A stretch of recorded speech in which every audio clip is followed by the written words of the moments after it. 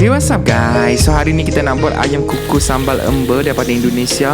Sangatlah sedap, ayam dia juicy, pedas, makan dengan nasi putih. Okay, cara dia ambil ayam, campurkan dengan 1 sudu sos tiram, setengah sudu minyak bijan, setengah sudu tepung ubi kayu, tambahkan white pepper and then garam secukupnya. Lepas tu korang gaul-gaul. Yang ni kek pakai 2 ketul ayam bahagian quarter ni. Lepas tu korang letakkan daun bawang and kita boleh kukus. Kukus dia sekejap je, lebih tak adalah sekejap, lama lah juga, dalam 25 minit sampai ayam tu betul-betul empuk and masak kat dalam lah, yang boleh bawa keluar. Okay, bagi dia cool down, dan kita akan mula carik-carikkan ayam tersebut supaya senang nak gaul dengan sambal.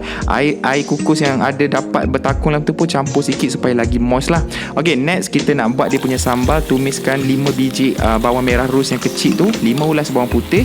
Bila bawang mula garing, tambahkan 4 cili padi hijau, 4 cili padi merah dengan seketul belacang yang dah dibakar dan ditumbuk. Lepas tu tuang kat atas ni lah, panas-panas lagi. Kepada abang yang ada resedung, minta maaf, belacang tak boleh skip, kena wajib oleh resipi ni, and sedia untuk dihidang. Nak lagi best, korang perahkan 5 kasut untuk bagi masam-masam pedas-pedas kat ujung tu. Resipi ni senang, tolonglah buat sampai jadi. Aku risau tengok video bulan puasa, ada yang keluar minyak terbakar lah, ada yang berbuih air lah. Yang ni senang, tolonglah buat, InsyaAllah jadi. Tiru sebiji je, okay? Jangan tukar resipi. And sangat sedap makan dengan nasi putih, and also campurkan dengan kicap, okay? Boleh buat untuk sahur, boleh buat juga untuk buka puasa. Selamat mencuba.